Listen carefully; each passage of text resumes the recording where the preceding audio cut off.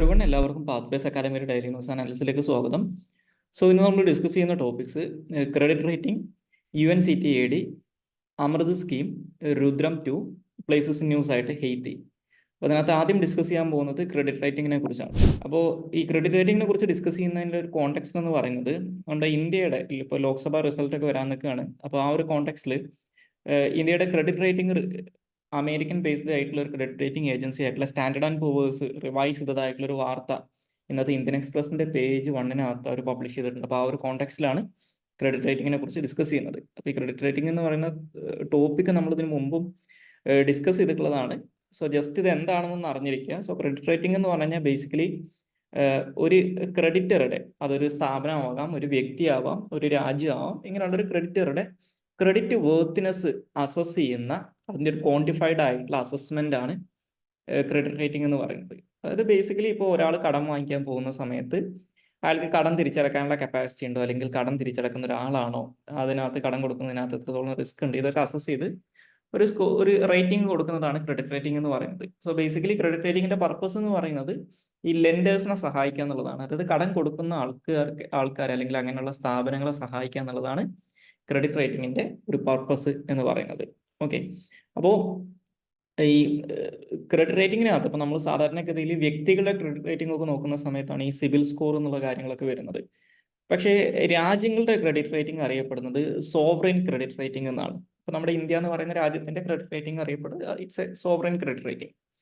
ഈ sovereign credit rating എന്ന് പറയുന്നത് ഒരു സോവറിൻ എൻറ്റിറ്റിയുടെ, അതായത് സോവറിൻ എൻറ്റിറ്റി എന്ന് പറഞ്ഞാൽ ഇറ്റ്സ് എ സ്റ്റേറ്റ്, ഓക്കെ, ഒരു രാഷ്ട്രത്തിന്റെ ക്രെഡിറ്റ് വേർത്തിനെസ് ആണ് ഈ സോവറിൻ ക്രെഡിറ്റ് റേറ്റിംഗ് കൊണ്ട് ഉദ്ദേശിക്കുന്നത്. അപ്പൊ ഈ സോവറിൻ ക്രെഡിറ്റ് റേറ്റിംഗിന്റെ ഇത് കൂടുകയും കുറയുകയും ചെയ്യുന്ന സമയത്ത് ഉണ്ടാക്കുന്ന ഡിഫറൻസ് എന്ന് പറയുന്നത്, ഈ സോവറിൻ ക്രെഡിറ്റ് റേറ്റിംഗിന്റെ ഒരു പ്രത്യേകത എന്ന് പറയുന്നത്, അല്ലെങ്കിൽ സോവറിൻ ഡെപ്റ്റിന്റെ ഒരു പ്രത്യേകത എന്ന് പറയുന്നത്, അപ്പൊ നമ്മൾ സാധാരണഗതിയിൽ ഒരു വ്യക്തി ഒരു ഫിനാൻഷ്യൽ ഇൻസ്റ്റിറ്റ്യൂഷന്റെ അടുത്ത് നിന്ന് കടം വാങ്ങിക്കുന്ന സമയത്ത് അതിന് ഏതെങ്കിലും തരത്തിൽ, ചിലപ്പോൾ അതൊരു സെക്യൂർഡ് ലോൺ ആണെങ്കിൽ അതിന് ബേസിക്കലി ഏതെങ്കിലും തരത്തിലുള്ള അണ്ടർലൈങ് അസറ്റ് നമ്മൾ പ്ലെഡ്ജ് ചെയ്തിട്ടാണ്, അല്ലെങ്കിൽ ഒരു സ്വർണ്ണോ അല്ലെങ്കിൽ എന്തെങ്കിലും വീടിന്റെ ആധാരമോ അങ്ങനെ എന്തെങ്കിലുമൊക്കെ വെച്ചിട്ടാണ് നമ്മൾ കടം വാങ്ങിക്കുന്നത്. അപ്പോൾ അതൊരു സെക്യൂർഡ് ലോൺ ആണ്.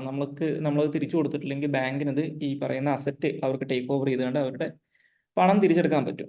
ഓക്കെ, അതല്ലെങ്കിൽ നിങ്ങൾക്ക് എതിരായിട്ട് നിയമ നടപടികൾ സ്വീകരിക്കാൻ പറ്റും. പക്ഷെ ഒരു സ്റ്റേറ്റ് ഇത്തരത്തിൽ ഇന്റർനാഷണൽ മാർക്കറ്റിൽ നിന്ന് കടം വാങ്ങിക്കുന്ന സമയത്ത് അവർ ഏതെങ്കിലും തരത്തിലുള്ള അസറ്റ് പ്ലെഡ്ജ് ചെയ്തിട്ടല്ല കടം വാങ്ങിക്കുക. അപ്പോൾ ആ രാജ്യം ഒരു സോവറൈൻ എൻറ്റിറ്റി ആയതുകൊണ്ട് അവർക്ക് കടം തിരിച്ചടക്കാനുള്ള കപ്പാസിറ്റി ഉണ്ട്, അല്ലെങ്കിൽ അവരുടെ സോവറൈനിറ്റി എന്ന് പറയുന്ന ആ ഒരു വിശ്വാസത്തിന്റെ പുറത്താണ് ഇവർക്ക് കടം കൊടുക്കുന്നത്. അപ്പോൾ ഒരു രാജ്യത്തിന്റെ ക്രെഡിറ്റ് റേറ്റിംഗ് കൂടിക്കഴിഞ്ഞാൽ അതിന്റെ അർത്ഥം ആ രാജ്യത്തിന് ഈ പറയുന്ന ക്രെഡിറ്റ്, അല്ലെങ്കിൽ ആ രാജ്യത്തിന്റെ ക്രെഡിറ്റ് വേർത്തിനെസ് ബെറ്റർ ആണ്, അല്ലെങ്കിൽ ആ രാജ്യത്തിന് കടം തിരിച്ചടക്കാനുള്ള കപ്പാസിറ്റി കൂടുതലാണെന്നാണ്. ദാറ്റ് മീൻസ് ഈ രാജ്യങ്ങൾക്ക് കൊടുക്കുന്ന ക്രെഡിറ്റ് റേറ്റിംഗ് കൂടുതലുള്ള രാജ്യങ്ങൾക്ക് കൊടുക്കുന്ന കടം എന്ന് പറയുന്നത് കുറച്ചും കൂടി തിരിച്ചു കിട്ടുന്ന ഉറപ്പുള്ള പണമാണ്. അപ്പൊ അത് കുറച്ചും കൂടി സേഫ് ആണ്, റിസ്ക് കുറവാണ്. അപ്പൊ അതുകൊണ്ട് തന്നെ ഒരു രാജ്യത്തിന്റെ ക്രെഡിറ്റ് റേറ്റിംഗ് ബെറ്റർ ആണെങ്കിൽ ആ രാജ്യത്തിന് ഇന്റർനാഷണൽ മാർക്കറ്റ്സിൽ നിന്ന് കുറഞ്ഞ റേറ്റിന്, അല്ലെങ്കിൽ കുറഞ്ഞ ഇൻട്രസ്റ്റ് റേറ്റിന്, ദാറ്റ് മീൻസ് കുറഞ്ഞ ചെലവിന് അവർക്ക് കടം കിട്ടും. പക്ഷെ ഒരു രാജ്യത്തിന്റെ ക്രെഡിറ്റ് റേറ്റിംഗ് മോശമായി കഴിഞ്ഞാൽ അതിന്റെ അർത്ഥം ആ രാജ്യത്തിന് ഇന്റർനാഷണൽ മാർക്കറ്റിൽ നിന്ന് കടം കിട്ടാൻ ബുദ്ധിമുട്ടായിരിക്കും. ഇനി കടം കിട്ടുന്ന സമയത്തും അതിനകത്ത് റിസ്ക് കൂടുതലായതുകൊണ്ട് തന്നെ വലിയ രീതിയിൽ അവർ ഇൻട്രസ്റ്റ് കൊടുക്കേണ്ടി വരും, അല്ലെങ്കിൽ കടത്തിന്റെ ചെലവ് അല്ലെങ്കിൽ കടത്തിന്റെ എക്സ്പെൻസ് കൂടുതലായിരിക്കും എന്ന് മനസ്സിലാക്കുക. നമ്മൾ ഈ ലോകത്തിലുള്ള ഈ സോവറൈൻ എൻറ്റിറ്റീസിന്റെ ക്രെഡിറ്റ് റേറ്റിംഗ് നോക്കിക്കഴിഞ്ഞാൽ, അല്ലെങ്കിൽ ഇന്റർനാഷണൽ ലെവലിലുള്ള ക്രെഡിറ്റ് റേറ്റിംഗ് നോക്കിക്കഴിഞ്ഞാൽ, ഈ ഇന്റർനാഷണൽ ലെവലിലുള്ള ക്രെഡിറ്റ് റേറ്റിംഗ് മാർക്കറ്റിനെ ബേസിക്കലി കൺട്രോൾ ചെയ്യുന്നത് അമേരിക്ക ബേസ് ചെയ്ത് പ്രവർത്തിക്കുന്ന 3 ഇന്റർനാഷണൽ ഫിനാൻഷ്യൽ ഇൻസ്റ്റിറ്റ്യൂഷൻസ് ആണെന്ന് കാണാൻ പറ്റും, അല്ലെങ്കിൽ 3 ഇന്റർനാഷണൽ ക്രെഡിറ്റ് റേറ്റിംഗ് ഏജൻസീസ് ആണെന്ന് കാണാൻ പറ്റും. അതായത് ഫിച്ച് റേറ്റിംഗ്, അതുപോലെ തന്നെ ഒരു മൂഡീസ് അല്ലെങ്കിൽ മൂഡീസ് ഇൻവെസ്റ്റേഴ്സ് സർവീസ് എന്ന് പറയുന്ന ഒരു കമ്പനി ഉണ്ട്, പിന്നെ അതുപോലെ തന്നെ സ്റ്റാൻഡേർഡ് ആൻഡ് പൂവേഴ്സ് എന്ന് പറയുന്ന കമ്പനി ഉണ്ട്. ഈ 3 ക്രെഡിറ്റ് റേറ്റിംഗ് ഏജൻസീസ് ആണ് ലോകത്തിലെ ഈ പറയുന്ന ഗ്ലോബൽ ക്രെഡിറ്റ് റേറ്റിംഗ് ബിസിനസിന്റെ 95% കൺട്രോൾ ചെയ്യുന്നത് എന്ന് മനസ്സിലാക്കുക. അപ്പോൾ അതുകൊണ്ടാണ് ഈ 3 കമ്പനികളിൽ ഏതെങ്കിലും ഒരു കമ്പനി ഇന്ത്യയുടെ ക്രെഡിറ്റ് റേറ്റിംഗ് കൂട്ടുകയോ കുറയ്ക്കുകയോ ചെയ്യുമ്പോൾ അത് ഇത്രയധികം ഇമ്പാക്ട് ഉണ്ടാക്കാനുള്ള കാരണം ഇതാണെന്ന് മനസ്സിലാക്കുക. ഇനി അടുത്തതായിട്ട് ഡിസ്കസ് ചെയ്യാനുള്ള ടോപ്പിക്ക് UNCTAD കുറിച്ചാണ്, അല്ലെങ്കിൽ United Nations Conference on Trade and ഡെവലപ്മെന്റിനെ കുറിച്ചാണ്. അപ്പോൾ ഈ ഗ്ലോബൽ ട്രേഡ് ഡിസ്റപ്ഷൻസ് ഈ ടെമ്പറേച്ചർ കൂടാൻ കാരണമാവുന്നു എന്നൊക്കെ പറഞ്ഞുകൊണ്ടുള്ള റിപ്പോർട്ട് ഇപ്പോൾ UNCTAD പബ്ലിഷ് ചെയ്തിട്ടുണ്ടായിരുന്നു. അപ്പോൾ ആ ഒരു കാര്യമായിട്ട് ബന്ധപ്പെട്ട് ഇന്നത്തെ ഇന്ത്യൻ എക്സ്പ്രസിന്റെ പേജ് 13 ഒരു വാർത്തയുണ്ട്. ആ ഒരു കോണ്ടെക്സ്റ്റിലാണ് ഇതിനെക്കുറിച്ച് ഡിസ്കസ് ചെയ്യുന്നത്. ഇപ്പോൾ United Nations Conference on Trade and development എന്ന് പറയുന്നത് യുണൈറ്റഡ് നേഷൻസ് സെക്രട്ടേറിയറ്റിന്റെ കീഴിൽ വർക്ക് ചെയ്യുന്ന അല്ലെങ്കിൽ അതിന്റെ ഭാഗമായിട്ട് വർക്ക് ചെയ്യുന്ന ഒരു ഇന്റർ ഗവൺമെന്റൽ ഓർഗനൈസേഷൻ ആണെന്ന് മനസ്സിലാക്കുക. ഓക്കെ, അപ്പോൾ ഈ ബേസിക്കലി ഡെവലപ്പിംഗ് രാജ്യങ്ങളുടെ വികസ്വര രാജ്യങ്ങളുടെ വേൾഡ് ട്രേഡിനെ അല്ലെങ്കിൽ വികസ്വര രാജ്യങ്ങളുടെ ട്രേഡിനെ വേൾഡ് ട്രേഡിനകത്ത് പ്രൊമോട്ട് ചെയ്യലാണ് UNCTAD ചെയ്യുന്നത്. ഇത് 1964 യുണൈറ്റഡ് നേഷൻസിന്റെ ജനറൽ അസംബ്ലിയാണ് ഒരു റെസൊല്യൂഷൻ പാസ്സാക്കിക്കൊണ്ട് ഇത് എസ്റ്റാബ്ലിഷ് ചെയ്യുന്നത്. സോ ഇത് യുണൈറ്റഡ് നേഷൻസ് ജനറൽ അസംബ്ലിയോടും അതുപോലെ തന്നെ United Nations Economic and Social Council എക്കോസോക്കിനോടുമാണ് ആൻസറബിൾ ആയിട്ടുള്ളത്. അല്ലെങ്കിൽ ഈ രണ്ട് ബോഡീസിന്റെ കീഴിലാണ് ഇത് പ്രവർത്തിക്കുന്നത് മനസ്സിലാക്കുക. ഇതിനകത്ത് നിലവിൽ 195 മെമ്പേഴ്സ് ആണ് ഉള്ളത്. ഓക്കെ, ഇനി ഇവരുടെ പെർമനന്റ് സെക്രട്ടേറിയറ്റ് ലൊക്കേറ്റ് ചെയ്തിട്ടുള്ളത് സ്വിറ്റ്സർലാൻഡിലെ ജനീവയിലാണ്. ഓക്കെ, ഇനി അടുത്തതായിട്ട് ഡിസ്കസ് ചെയ്യാനുള്ള ടോപ്പിക് അമൃത് സ്കീമാണ്. സോ അമൃത് സ്കീമുമായിട്ട് ബന്ധപ്പെട്ട് ഇന്നത്തെ ഹിന്ദുവിന്റെ പേജ് 8 ഒരു ആർട്ടിക്കിൾ അവർ പബ്ലിഷ് ചെയ്തിട്ടുണ്ട്. Overview of the Amrut scheme എന്ന് പറഞ്ഞിട്ട്. അതായത് ഈ അമൃത് സ്കീമുമായിട്ട് ബന്ധപ്പെട്ടിട്ടുള്ള പ്രശ്നങ്ങളും കാര്യങ്ങളൊക്കെയാണ് ഈ ഒരു ആർട്ടിക്കിളിനകത്ത് അവർ പ്രധാനമായിട്ടും പറയുന്നത്. അപ്പോൾ ഒരു മെയിൻസ് പോയിന്റ് ഓഫ് വ്യൂലൊക്കെ ഈ ഒരു ആർട്ടിക്കിൾ വായിച്ചിരിക്കുന്നത് നല്ലതായിരിക്കും. അപ്പോൾ ഈ അമൃത് സ്കീം അല്ലെങ്കിൽ Atal mission four rejuvenation and urban transformation എന്ന് പറയുന്നത് 2015 ഈ മോദി ഗവൺമെന്റ് അല്ലെങ്കിൽ NDA ഗവൺമെന്റ് 2014 അധികാരത്തിൽ വന്നതിന് ശേഷം അതിന്റെ തൊട്ടടുത്ത വർഷം അവർ ലോഞ്ച് ചെയ്തിട്ടുള്ള ഒരു പദ്ധതിയായിരുന്നു.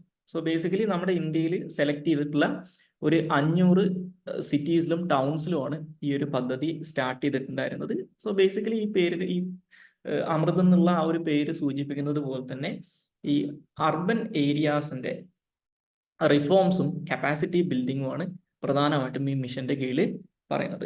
അപ്പൊ അതിന്റെ ഭാഗമായിട്ട് ഈ അർബൻ ഏരിയാസിലുള്ള അല്ലെങ്കിൽ ഈ സെലക്ട് ചെയ്തിട്ടുള്ള 500 സിറ്റീസ് ആൻഡ് ടൗൺസിലുള്ള അവരുടെ ബേസിക് ഇൻഫ്രാസ്ട്രക്ചറിന്റെ ഡെവലപ്മെന്റ്, ഓക്കെ, അതാണ് ഇവർ പ്രധാനമായിട്ടും ഫോക്കസ് ചെയ്യുന്നത്. അപ്പൊ ബേസിക് ഇൻഫ്രാസ്ട്രക്ചർ ഡെവലപ്മെന്റ് എന്ന് പറഞ്ഞു കഴിഞ്ഞാൽ ചില പ്രയോറിറ്റി ഏരിയാസ് ഈ ഒരു സ്കീമിന്റെ ഭാഗമായിട്ട് പറയുന്നുണ്ട്.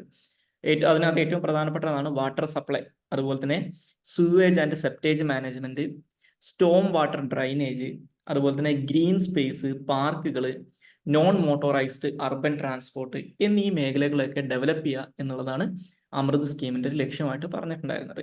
അപ്പൊ ഈ സ്കീമിന്റെ ഒരു കാലാവധി 2023 വരെയാണ് പറഞ്ഞിട്ടുണ്ടായിരുന്നത്. പക്ഷെ അതിനു മുമ്പ് തന്നെ 2021 കേന്ദ്ര ഗവൺമെന്റ് ഈ അമൃത് സ്കീമിന്റെ ഒരു സെക്കൻഡ് എഡിഷൻ അല്ലെങ്കിൽ അമൃത് 2.0 എന്ന് പറഞ്ഞിട്ട് പുതിയൊരു പദ്ധതി പ്രഖ്യാപിക്കുന്നുണ്ട്. അതിൽ ഈ അമൃത് മിഷനെ അവർ സബ്മേർജ് ചെയ്തിട്ടുണ്ടെന്ന് മനസ്സിലാക്കുക, അല്ലെങ്കിൽ സബ്സ്യൂം ചെയ്തിട്ടുണ്ടെന്ന് മനസ്സിലാക്കുക.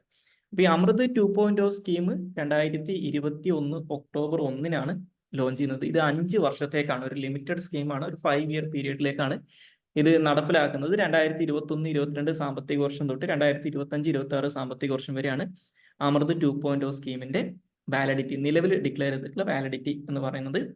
അപ്പോൾ ഈ അമൃത് 2.0 എന്ന് പറയുന്ന സ്കീം ബേസിക്കലി അമൃത് സ്കീമിനെ ബേസ് ചെയ്തിട്ട് തന്നെ വന്നിട്ടുള്ള ഒരു സ്കീമാണ്. അപ്പോൾ ഇതിനകത്ത് പറയുന്നത് ഈ നേരത്തെ പറഞ്ഞിട്ടുള്ള സെലക്ട് ചെയ്തിട്ടുള്ള 500 സിറ്റീസും ടൗൺസും അതുപോലെ തന്നെ നമ്മുടെ ഇന്ത്യയിലുള്ള എല്ലാ സ്റ്റാറ്റ്യൂട്ടറി ടൗൺസും ഇതിനൊക്കെ ഈ അമൃത് 2.0 സ്കീമിനകത്ത് കവർ ചെയ്യുന്നുണ്ട്. അപ്പോൾ ഈ സ്കീമിനകത്ത് പറയുന്ന പ്രധാനപ്പെട്ട ഒരു കാര്യം എന്ന് പറയുന്നത് ഈ പറയുന്ന സ്റ്റാറ്റ്യൂട്ടറി ടൗൺസിലും അതുപോലെ തന്നെ ഈ 500 സെലക്ട് ചെയ്തിട്ടുള്ള ടൗൺസ് ആൻഡ് സിറ്റീസിനും ഒരു യൂണിവേഴ്സൽ ആയിട്ടുള്ള വാട്ടർ സപ്ലൈ കവറേജ് ഫങ്ഷണൽ ടാപ്സിലൂടെ കൊടുക്കുക എന്നുള്ളതാണ് ഉദ്ദേശിക്കുന്നത്.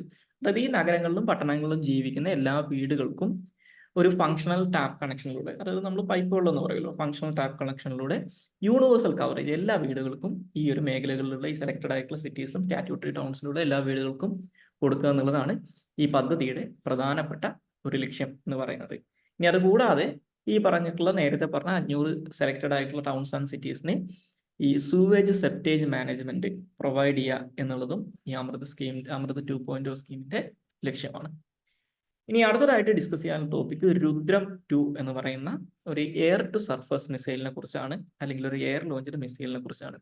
സോ ഈ രുദ്രം 2 എന്ന് പറയുന്ന എയർ ടു സർഫസ് മിസൈൽ എന്ന് പറയുന്നത് നമ്മൾ വിമാനത്തിൽ നിന്ന് ഗ്രൗണ്ട് ടാർഗറ്റ്സിനെ ആക്രമിക്കാൻ വേണ്ടി യൂസ് ചെയ്യുന്ന മിസൈൽസ് ആണ്. സോ അത്തരത്തിലുള്ള രുദ്രം 2 എന്ന് പറയുന്ന എയർ ടു ഗ്രൗണ്ട് മിസൈൽ അല്ലെങ്കിൽ air to surface missile DRDO successful ആയിട്ട് ടെസ്റ്റ് ചെയ്തതിനെ കുറിച്ചുള്ള ഒരു വാർത്ത ഇന്നത്തെ ഹിന്ദുവിന്റെ പേജ് 12 വന്നിട്ടുണ്ട്. അപ്പൊ ആ ഒരു കോണ്ടെക്സ്റ്റിലാണ് ഈ രുദ്രം 2 കുറിച്ച് ഡിസ്കസ് ചെയ്യുന്നത്. സോ നേരത്തെ സൂചിപ്പിച്ചതുപോലെ ഇത് DRDO അല്ലെങ്കിൽ ഇന്ത്യയുടെ defence research and development organisation ആണ് ഇത് ഡെവലപ്പ് ചെയ്തിട്ടുള്ളത്. ഇത് ഒരു എയർ ടു സർഫസ് മിസൈലാണ്. അതായത് ഇപ്പോൾ നിലവിൽ അത് ടെസ്റ്റ് ചെയ്തിട്ടുണ്ടായിരുന്നത് സുഖോയ് 30 MK എന്ന് പറയുന്ന ഇന്ത്യ റഷ്യയുടെ കയ്യിൽ നിന്ന് പർച്ചേസ് ചെയ്തിട്ടുള്ള എയർക്രാഫ്റ്റിൽ നിന്നാണ്. പക്ഷെ അതേപോലെ തന്നെ മിറാഷ് 2000 നിന്നും ഇത് ലോഞ്ച് ചെയ്യാൻ പറ്റും എന്ന് പറയുന്നുണ്ട്. ഇത് നിലവിൽ സർവീസിൽ എൻ്റർ ചെയ്തിട്ടുള്ളതിൻ്റെ ടെസ്റ്റിങ്ങും കാര്യങ്ങളൊക്കെ നടന്നുകൊണ്ടിരിക്കുന്നേ ഉള്ളൂ. അപ്പോൾ ഇതിനകത്ത് നിങ്ങൾ മനസ്സിലാക്കേണ്ട ഒരു പ്രധാനപ്പെട്ട ഏരിയ എന്ന് പറയുന്നത്, ഒന്ന് ഇതൊരു സോളിഡ് ബൂസ്റ്റർ വെച്ച് പ്രവർത്തിക്കുന്ന ഒരു മിസൈലാണ്. രണ്ടാമതായിട്ട് ഇതൊരു ആൻറ്റി റേഡിയേഷൻ മിസൈലാണ്. ആൻറ്റി റേഡിയേഷൻ മിസൈൽ എന്ന് പറഞ്ഞു കഴിഞ്ഞാൽ റഡാർ ഫ്രീക്വൻസീസ് എമിറ്റ് ചെയ്യുന്ന ഡിവൈസസ് ഉണ്ടാവും. സോ അതുകൊണ്ട് പ്രൈമറിലി ഉദ്ദേശിക്കുന്നത് ഗ്രൗണ്ട് ബേസ്ഡ് റഡാർ സ്റ്റേഷൻസ് ആണ്. ഇപ്പോൾ നമ്മളിപ്പോൾ പാകിസ്ഥാനുമായിട്ടോ അല്ലെങ്കിൽ ചൈനയായിട്ടൊക്കെ നാളെ യുദ്ധം ചെയ്യുന്ന സമയത്ത് ഇന്ത്യൻ എയർഫോഴ്സിൻ്റെ എയർക്രാഫ്റ്റുകൾക്ക് ഈ പറയുന്ന നമ്മുടെ ഈ ശത്രു രാജ്യത്തിൻ്റെ എയർ സ്പേസിനകത്ത് അൺഹിൻഡേർഡ് ആയിട്ട് പ്രവർത്തിക്കണമെങ്കിൽ അവരുടെ എയർ ഡിഫൻസ് സിസ്റ്റത്തിനെ ആദ്യം നമ്മൾ തകർക്കണം. കാരണം അതല്ലെങ്കിൽ അവർ നമ്മൾ വിമാനങ്ങൾ ഷൂട്ട് ഡൗൺ ചെയ്യും. അപ്പോൾ അതിനെ അവോയ്ഡ് ചെയ്യുന്നതിന് വേണ്ടിയിട്ട്, അതായത് നമുക്കൊരു എയർ സുപ്രീമസി ഈ പറയുന്ന എനിമിയുടെ എയർ സ്പേസിനകത്ത് നമ്മുടെ എയർ ഡോമിനൻസ് എൻഷുർ ചെയ്യുന്നതിന് വേണ്ടിയിട്ട് ചെയ്യുന്ന ഒരു പരിപാടിയാണ് അവരുടെ suppression of enemy air defence operation എന്ന് പറയും. അതായത് നമ്മൾ ഏത് രാജ്യമായിട്ടാണ് യുദ്ധത്തിന് പോകുന്നത് ആ രാജ്യത്തിന്റെ എയർ ഡിഫൻസ് സിസ്റ്റത്തിനെ തകർക്കുക എന്നുള്ളത്. അപ്പോൾ അതിന് തകർക്കുകയാണെങ്കിൽ ഫസ്റ്റ് ഓഫ് ഓൾ ചെയ്യേണ്ട ഒരു കാര്യം എന്താണെന്ന് വെച്ച് കഴിഞ്ഞാൽ എനിമിനെ ബ്ലൈൻഡ് ആക്കണം. ബ്ലൈൻഡ് ആക്കുക എന്ന് പറഞ്ഞു കഴിഞ്ഞാൽ അവരുടെ എയർ ഡിഫൻസ് സിസ്റ്റംസിന്റെ കേപ്പബിലിറ്റി അല്ലെങ്കിൽ ഡിഗ്രേഡ് ചെയ്യണം. അപ്പോൾ അതിന് ചെയ്യുന്ന ഒരു കാര്യം എന്ന് പറയുന്നത് അവരുടെ എയർ ഡിഫൻസ് സിസ്റ്റംസിന്, എല്ലാ എയർ ഡിഫൻസ് സിസ്റ്റത്തിൻ്റെയും അവർക്ക് കാഴ്ച കിട്ടുന്ന അല്ലെങ്കിൽ അവരുടെ ഒരു ഐ എന്ന് പറയുന്നത് ബേസിക്കലി അതിൻ്റെ റഡാർസ് ആണ്. കാരണം അതാണ് അവരുടെ ഏരിയൽ ടാർഗറ്റ്സിനെ ഐഡന്റിഫൈ ചെയ്യുന്നത്. അപ്പോൾ ഈ റഡാർസ് ഏരിയൽ ടാർഗറ്റ്സിനെ ഐഡന്റിഫൈ ചെയ്യുന്നത് എങ്ങനെയാണ്? റഡാർസ് വലിയ രീതിയിലുള്ള റേഡിയോ ഫ്രീക്വൻസീസ് എമിറ്റ് ചെയ്യും. അപ്പോൾ ഈ റേഡിയോ ഫ്രീക്വൻസീസിനെ ടാർഗറ്റ് ചെയ്യുന്ന മിസൈൽസ് ആണ് ആൻറ്റി റേഡിയേഷൻ മിസൈൽസ്. അതായത് റേഡിയോ ഫ്രീക്വൻസീസ് എമിറ്റ് ചെയ്യുന്ന സാധനങ്ങളെയാണ് ഇത് ഹോമിങ് ചെയ്തുകൊണ്ട് നശിപ്പിക്കുക. ഓക്കെ, അല്ലെങ്കിൽ അവിടെ ചെന്ന് ഇടിച്ചിട്ടാണ് ഇത് പൊട്ടിത്തെറിക്കുക. അപ്പോൾ ഇത്തരത്തിലുള്ള ഒരു ആൻറ്റി റേഡിയേഷൻ മിസൈലാണെന്ന് മനസ്സിലാക്കുക. അപ്പോൾ ഇന്ത്യക്ക് ഫ്യൂച്ചറിൽ ഒരു യുദ്ധമൊക്കെ വരികയാണെങ്കിൽ ഇന്ത്യയുടെ ഒരു സീഡ് ഓപ്പറേഷൻസിന്റെ ലീഡ് റോള് വരാൻ പോകുന്ന ഒരു മിസൈൽ എന്ന് പറയുന്നത് ഈ രുദ്രം എന്ന് പറയുന്ന മിസൈലാണ്. ഇനി രുദ്രം 2 എന്ന് പറയുന്നത് രുദ്രം 1 എന്ന് പറയുന്ന നേരത്തെ ടെസ്റ്റ് ചെയ്തിട്ടുണ്ടായിരുന്ന ഒരു മിസൈൽ ഉണ്ട്. അതും ഇപ്പോഴും ഓപ്പറേഷണലൈസ് ചെയ്തിട്ടില്ല. അതിൻ്റെ ഒരു സെക്കൻഡ് എഡിഷനാണ് ഈ രുദ്രം 2 എന്ന് പറയുന്നത്. അപ്പോൾ ഇതിന് ഏകദേശം 350 കിലോമീറ്റർ റേഞ്ച് ഉണ്ടെന്നാണ് പറയപ്പെടുന്നത്.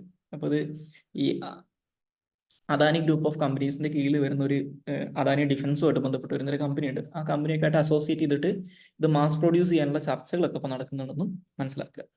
ഇനി നമുക്ക് ഏറ്റവും അവസാനമായിട്ട് ഡിസ്കസ് ചെയ്യാനുള്ള ടോപ്പിക്ക് പ്ലേസസ് ന്യൂസ് ആണ്. അത് ഹെയ്ത്തി ആണ്. സോ ഇപ്പോൾ ഹെയ്ത്തിയെ കുറിച്ച് ഇപ്പോൾ കുറേ ദിവസങ്ങളായിട്ട് സ്ഥിരമായിട്ട് വാർത്തകളിൽ വരുന്നൊരു ഏരിയയാണ് ഹെയ്ത്തി എന്ന് പറയുന്നത്. കാരണം ഹെയ്ത്തിയിൽ ഗ്യാങ് വയലൻസും അങ്ങനെയുള്ള പ്രശ്നങ്ങളൊക്കെ കാരണം വലിയ രീതിയിൽ നമുക്കൊരു ഫെയിൽഡ് സ്റ്റേറ്റ് എന്ന് വിളിക്കാൻ പറ്റുന്ന അവസ്ഥയിലേക്ക് ഇപ്പോൾ ഹെയ്ത്തി മാറിയിട്ടുണ്ട്.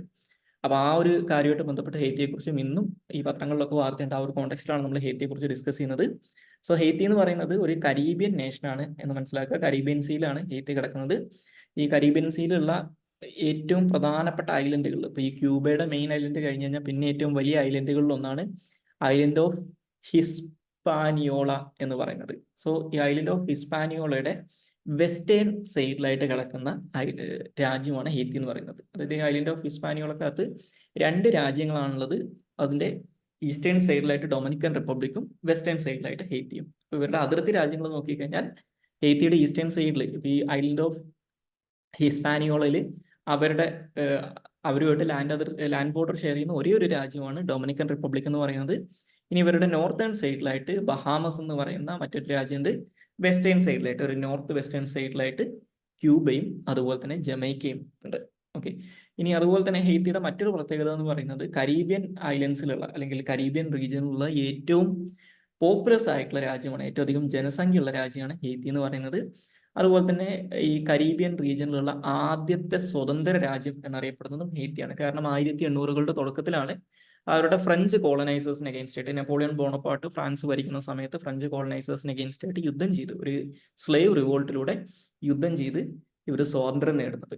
അതുപോലെ തന്നെ ഈ എൻറ്റയർ അമേരിക്കയിൽ, അതായത് നോർത്ത് ആൻഡ് സൗത്ത് അമേരിക്ക എടുത്തു കഴിഞ്ഞാൽ ഈ അമേരിക്കാസിലെ 2ാമത്തെ റിപ്പബ്ലിക്കും കൂടിയാണ് ഹെയ്ത്തി എന്ന് പറയുന്നത്. യുണൈറ്റഡ് സ്റ്റേറ്റ്സ് ഓഫ് അമേരിക്ക കഴിഞ്ഞ് കഴിഞ്ഞാൽ പിന്നെ അവിടെ ഒരു റിപ്പബ്ലിക് ആയിട്ട് മാറിയിട്ടുള്ള 2ാമത്തെ രാജ്യം ഹെയ്ത്തിയാണ്. അതുപോലെ തന്നെ ഒരു സ്ലേവ് റിവോൾട്ടിലൂടെ സ്വാതന്ത്ര്യം നേടിയിട്ടുള്ള ആദ്യത്തെ രാജ്യവും ഹെയ്ത്തിയാണെന്ന് മനസ്സിലാക്കുക. സോ അപ്പോൾ ഇത്രയും കാര്യങ്ങളാണ് ഇന്നത്തെ ഡെയിലി ന്യൂസ് അനാലിസിന് അത് ഡിസ്കസ് ചെയ്യാനുള്ളത്. So thank you all.